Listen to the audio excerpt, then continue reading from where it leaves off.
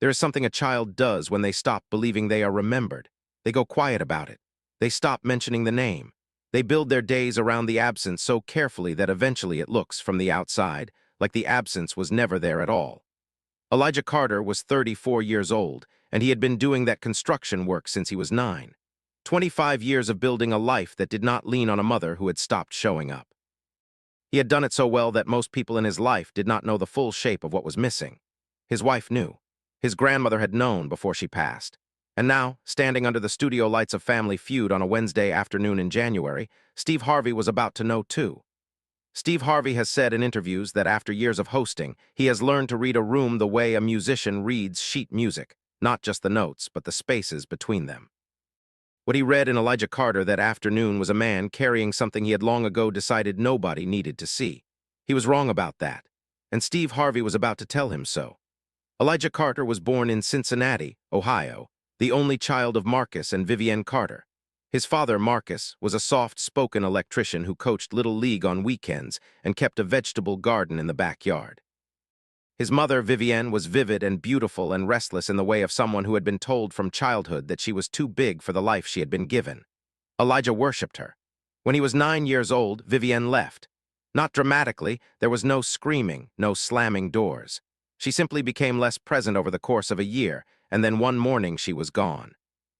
She had moved to Atlanta to pursue a career in music production, a dream she had been holding on to quietly for most of her adult life. She told Marcus she needed to go. She told Elijah on the phone from a rest stop somewhere in Kentucky that she loved him and that she would call. She called for the first year, then less, then not at all. Marcus never remarried. He raised Elijah with the same steady, undemonstrative love that characterized everything he did, showing up, working hard, saying little about pain. Elijah's paternal grandmother, Geneva, filled the rest of the space. She was the one who came to school plays and track meets, the one who taught Elijah to cook, the one who sat with him on the porch on summer evenings and told him, in her particular way, that being left by someone said everything about them and nothing about him. Elijah had believed her. Or he had learned to act as though he did, which over enough years produces something that looks similar. He grew into a man his father would have designed if given the choice, steady, capable, loyal to the people he chose. He became a structural engineer. He married a woman named Camille, a high school history teacher, warm and perceptive, who had understood within 6 months of knowing him that the composed exterior was real and also incomplete. Camille loved both the composure and the incompleteness, and she had never once pressured him to resolve the second at the expense of the first. They had 2 children, a boy named Marcus, 8 years old, named after Elijah's father, and a girl named Geneva, 5, named after his grandmother who had passed 4 years earlier. The naming was deliberate. Elijah carried the people who had stayed. Vivienne Carter now lived in Atlanta. She had not made it in music production the way she had imagined. She had built a quieter life. She worked as an office manager for a recording studio, which was close enough to the dream to be bittersweet. She had remarried, then divorced. She had no other children. She had thought about Elijah in the accumulated, unstructured way of someone who does not permit themselves to think about something directly, sideways glances at the loss, never full examination. She had sent 1 card when Elijah graduated from college. It had his correct address, meaning she had been paying some form of attention from a distance. Elijah had received the card, read it twice, placed it on his desk for 3 days, and then put it in a drawer. He had not responded. That was 12 years ago. Neither of them had made contact since. What Elijah did not know was that Vivienne Carter had been sending letters for the past 2 years not to him, but to a grief counselor in Atlanta who had encouraged her, as part of her own therapeutic work, to write the letters she had never sent. The counselor had suggested, eventually, that if Vivienne was genuinely ready, she might think about reaching out through an intermediary, someone who could take the temperature of the situation before any direct contact. That counselor knew someone at Family Feud's production company. The path from there was circuitous, improbable, and entirely real. The Carter family had come to Family Feud as a 5-person team. Elijah, his wife Camille, his father Marcus, his cousin Dwayne, and his cousin's wife Tanya. They were a confident group. Dwayne was loud and funny in precisely the way game show producers love. Marcus was quiet and sharp, Camille was strategic, and Elijah brought a calm under pressure that served fast money well. Steve Harvey took an immediate liking to the family. During the pre-show interview, he lingered with Marcus Sr., asking about Cincinnati, about the trade, about whether he had any advice for men who wanted to raise good sons. Marcus thought for a moment and said, "Stay, that's all." Just stay, the audience responded warmly. Elijah looked at his father with the particular expression of a man who has heard something true spoken plainly for the first time in public. Steve noticed the expression. He filed it away. The main game went well. The Carter family was methodical and energetic in turns, Dwayne generating audience laughter during a round about things you find in a bathroom, Marcus SR. Delivering a quietly devastating answer during the fast money practice round that got more points than anyone expected. The family crossed the threshold and won. The celebration was genuine and full. During the post-win segment, when Steve worked the family with his usual combination of humor and warmth, he turned to Elijah. "You're the engineer in the family," Steve said. "You build things for a living." "Structural engineering, yes, sir," Elijah said. "So you spend your days making sure things don't fall down." "That's the job." Steve looked at him with an expression that was not quite a smile and not quite something else. "You do that in your personal life, too?" A small pause. "I try to." "Who taught you that?" Elijah glanced at his father. "My dad, my grandmother." "And your mom?" Steve asked, lightly, directly. The studio did not go silent. Dwayne was still saying something to Tanya, and the audience was still in post-win energy. But for Elijah and Steve Harvey, the surrounding noise became irrelevant. "My mother left when I was 9, Elijah said, even measured the tone of a man who has given this answer before and learned to deliver it without visible damage. "You heard from her since? She sent a card when I graduated college." A pause. "That was 12 years ago." Steve Harvey held his gaze. "Do you think she forgot you?" The question was so direct that it silenced the surrounding conversation. Camille, standing just to Elijah's left, reached over without looking and rested her hand on his arm, the quiet, practiced gesture of someone who has done this before in smaller rooms. Elijah looked straight ahead. "I think," he said carefully, "that she made choices that made it easier for her not to remember." It was a precise, lawyerly answer. It was also, Steve Harvey understood immediately, the most honest thing Elijah Carter had said on television. "I hear you," Steve said quietly. "I hear exactly what you just said." He paused. "Can I tell you something, not as a host, as a man who has had to reckon with people who left?" Elijah nodded. "Sometimes the people who leave," Steve said slowly, "are not choosing absence over love. They are choosing survival over their own inability to be what someone needed. That doesn't make it right. It doesn't close the wound, but it is not the same as forgetting." He looked at Elijah steadily. "I don't think you believe your mother forgot you. I think you're more afraid of the alternative, that she remembered and still didn't come back." The silence that followed was the kind that happens when someone says aloud the exact thing a person has spent years not saying to themselves. Elijah's jaw worked briefly. Camille's hand tightened on his arm. "That's closer to it," he said, quietly.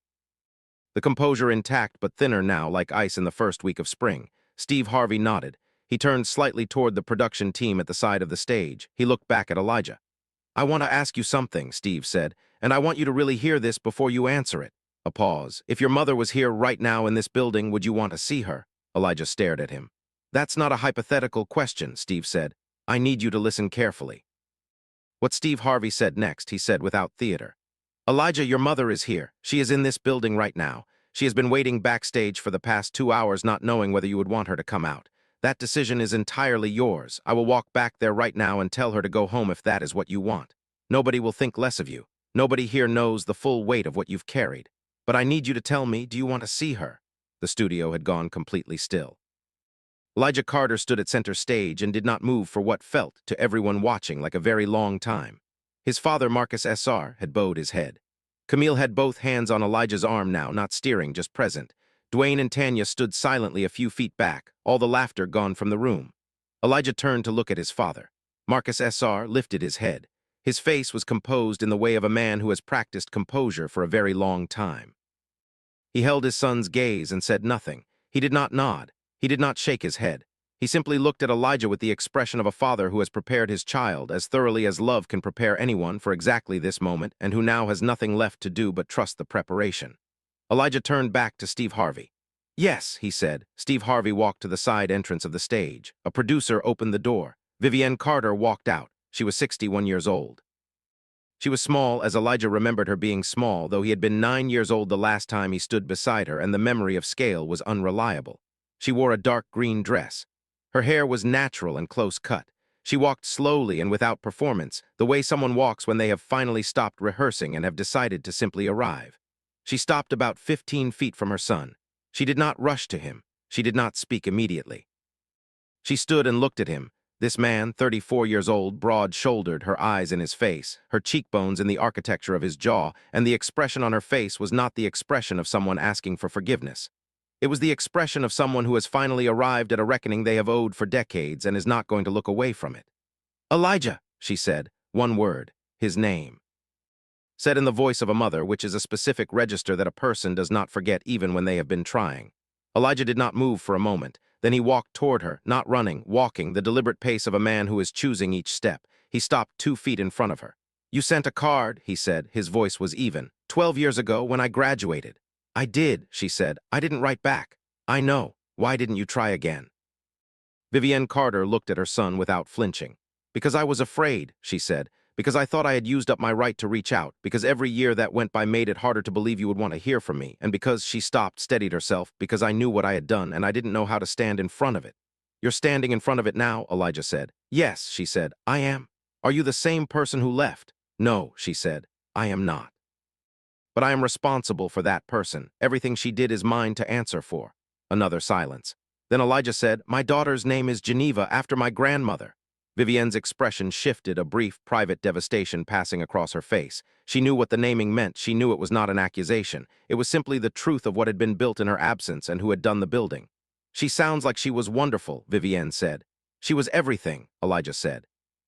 "She was everything you didn't stay to be." It was not cruel, it was precise. And Vivienne received it the way it was meant, not as a wound to absorb, but as an accounting to acknowledge. "I know," she said. Then Elijah opened his arms. It was not the embrace of a reconciled relationship. It was the embrace of two people standing at the beginning of one, cautious, aware of distance, aware of the work ahead. Vivienne held her son with both arms and closed her eyes. Elijah held his mother for the first time in 25 years. Steve Harvey stood to one side and said nothing. He pressed 2 fingers briefly to his lips and looked at the ceiling. Marcus S.R. sat down in his chair and put his face in his hands. When Steve did speak, after the embrace had ended and the family had gathered around each other in the particular quiet of people recalibrating the shape of themselves, he said this: "I've been doing this for a long time. A long time. And what I know for certain is that the bravest thing in this room today was not the woman who walked out from backstage. It was the man who said yes. The man who has every reason not to and said yes anyway." He paused. "Elijah, your grandmother named you right, because what you just did required more structural strength than anything you have ever built." The audience, which had been holding its collective breath for 4 minutes, released it all at once. The episode aired 6 weeks after taping. Within 48 hours, it had been shared across every major platform and viewed more than 30 million times, the highest viewership of any Family Feud clip in the show's modern era. What made it travel was not the surprise. Reunion surprises on television are not unusual.